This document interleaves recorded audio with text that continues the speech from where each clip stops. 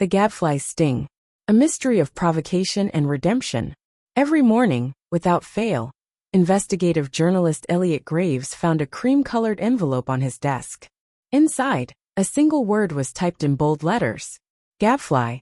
No return address. No fingerprints. No sign of who left it. The word gnawed at him. Was it a threat? A taunt?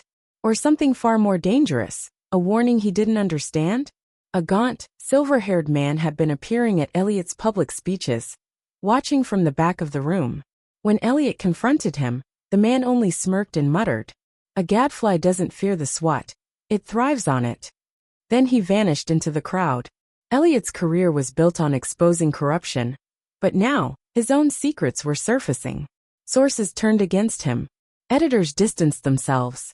And the word gadfly kept appearing, scrawled on his office window, whispered in anonymous calls.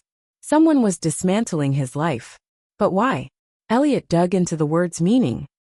A gadfly, he learned, was more than just an irritating insect. It was a provocateur, someone who challenged authority, poked at complacency, and forced people to think. The ancient philosopher Socrates had called himself a gadfly, stinging Athens into self-reflection. But gadflies were also hated, seen as pests, nuisances, dangers to the status quo. Was that what he was? Or was he something worse? The envelopes kept coming. Then one day a new message appeared. You were meant to be a gadfly. But you became the corruption you hunted. Elliot's blood ran cold. The silver-haired stranger finally revealed himself. Dr. Alden Voss, a retired philosophy professor whose career Elliot had destroyed years ago in an exposé filled with half-truths. I called you a gadfly, Voss said, because you had the power to provoke change. But you traded truth for fame.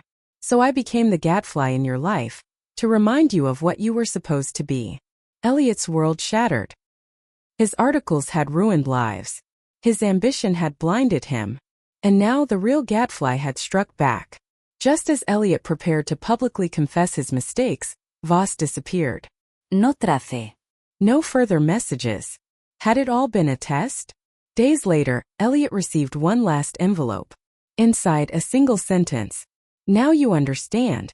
The gadfly's work is never done. The origin of the word. The term gadfly comes from literal meaning. A fly that bites livestock, causing irritation. Metaphorical meaning. A person who challenges authority, provokes thought, or disrupts complacency. Historical roots. Socrates famously called himself Athens' gadfly, as he questioned leaders and forced self-reflection. Usage in modern language. The activist was a gadfly, constantly challenging the mayor's policies. Some see whistleblowers as heroes. Others dismiss them as gadflies. Elliot never saw Voss again.